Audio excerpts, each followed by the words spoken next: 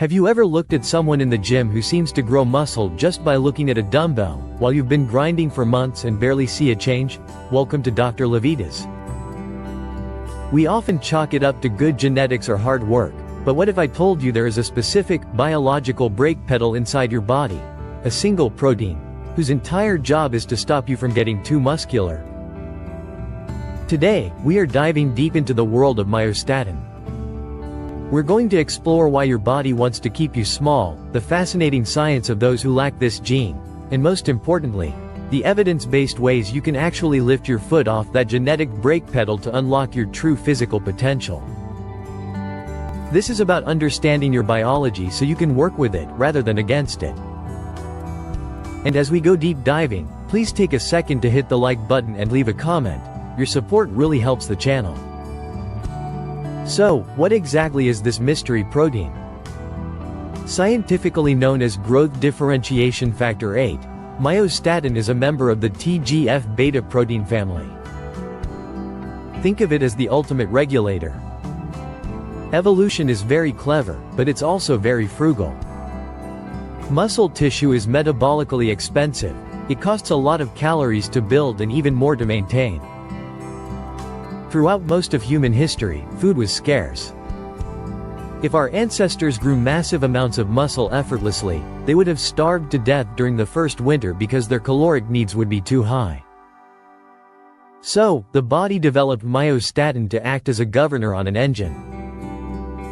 It circulates in your blood and binds to receptors on your muscle cells, sending a clear message. Stop growing. We have enough.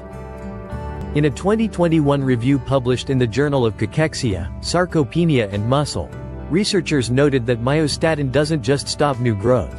It actively promotes muscle breakdown in certain conditions. It's the primary reason why we don't all look like professional bodybuilders naturally. Your body is essentially protecting itself from its own potential. Now, nature occasionally gives us a glimpse of what happens when this brake pedal is completely removed.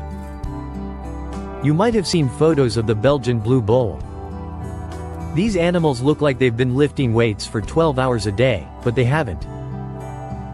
They possess a natural genetic mutation that prevents them from producing functional myostatin. This doesn't just happen in the animal kingdom.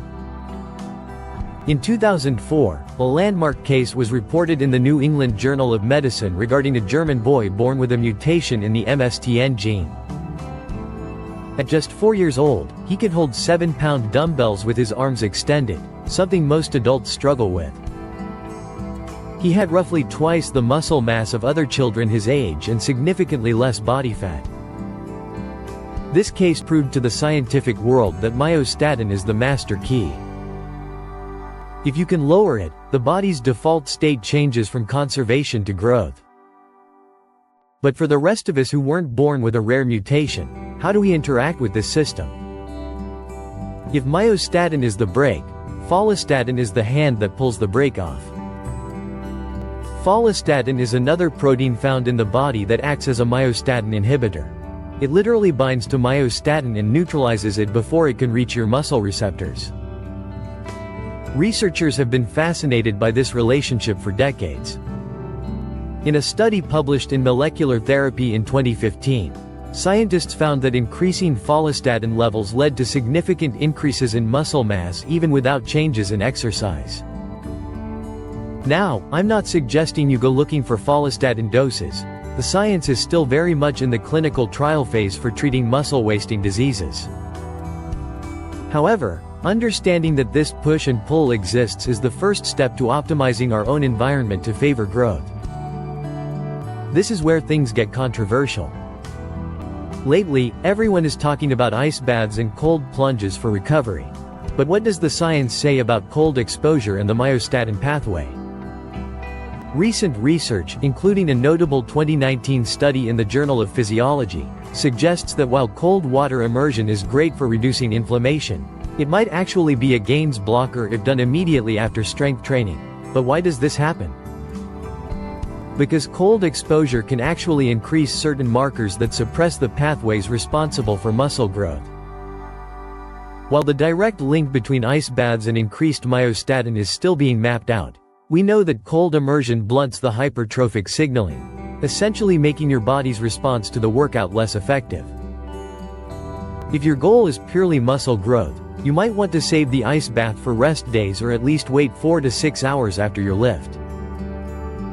Don't let the chill keep your myostatin levels high when they should be dropping. So, what if I told you that a compound found in dark chocolate could potentially help lower that genetic break? It sounds like a headline from a tabloid, but there is actual peer-reviewed science behind it. Cocoa contains a flavonoid called Epicatechin. A pilot study published in the Journal of Nutrition, Health and Aging in 2014 looked at the effects of Epicatechin on myostatin levels in humans. The researchers found that after just 7 days of supplementation, the ratio of follistatin to myostatin increased significantly. In simpler terms, the participants' inhibitors went up, and their brakes went down. Now, before you go out and eat 10 Hershey bars, remember, the studies use concentrated extracts or very high percentage dark chocolate, 85% or higher. Sugary milk chocolate will do more harm than good. But integrating a bit of high-quality dark cocoa into a balanced diet is a delicious way to potentially support your muscle-building environment. You don't need a lab or a rare mutation to lower your myostatin. You just need a barbell. One of the most consistent findings in exercise science is that resistance training naturally down-regulates myostatin. A study published in Medicine and Science in Sports and Exercise demonstrated that consistent resistance training over an 8-week period significantly reduced myostatin expression in the muscles of participants. Your body is incredibly adaptive. When you provide the stimulus of heavy lifting, the body realizes that its current brake setting is no longer functional for the demands being placed on it. It lowers the myostatin levels to allow for adaptation, the muscle growth, to occur. This is why consistency is more than just a motivational buzzword. It takes time for these hormonal and protein-based signals to shift. If you quit after 3 weeks, you never give your body the chance to truly reset its genetic governor. We've all heard the term hard gainer, the person who eats everything in sight, lifts heavy, but stays thin. For a long time, we thought this was just about a fast metabolism. But new research suggests that hard gainers might actually be high responders to myostatin. In some individuals, the myostatin response to exercise is much more stubborn. While a genetic gifted lifter might see their myostatin levels drop significantly after one workout, a hard gainer's levels might stay stubbornly high. But here is the good news: biology is not destiny. If you are a hard gainer, it simply means your margin for error is smaller.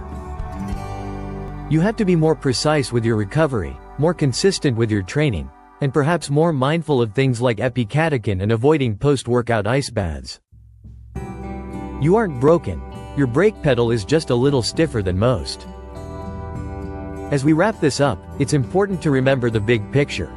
While the idea of breaking your myostatin limits sounds exciting, your body produces this protein for a reason. Drastic, artificial manipulation of these pathways can lead to issues with tendon strength and heart health, as muscle growth needs to be balanced with the support structures of the body. The goal isn't to delete myostatin, it's to optimize our lifestyle so that myostatin sits at a healthy, low level that allows for progress. Focus on high-quality resistance training, prioritize sleep, where most of your hormonal regulation happens, and enjoy your dark chocolate. Here is the doctor's verdict. You are not a prisoner to your genetics. While we all have a brake pedal designed to keep us in a state of equilibrium, we also have the tools to shift that balance. Every repetition you perform, every healthy meal you eat, and every night of deep sleep is a signal to your body that it's safe to grow, that it's okay to lift that foot off the brake. Don't compare your Chapter 1 to someone else's Chapter 20. Your journey is about discovering your personal limit and then pushing it just a little bit further every single day. You have incredible potential locked inside your DNA. Now go out there and unlock it. I'm Dr. Levitas, and I'll see you in the next one. Watch this video suggestion, it was especially picked for you. Also share, comment, give it a thumbs up, subscribe, and hit the bell icon. It helps a ton with the algorithm. Remain tuned for future videos to empower your health and fitness journey. So, stay healthy, stay happy, and keep going.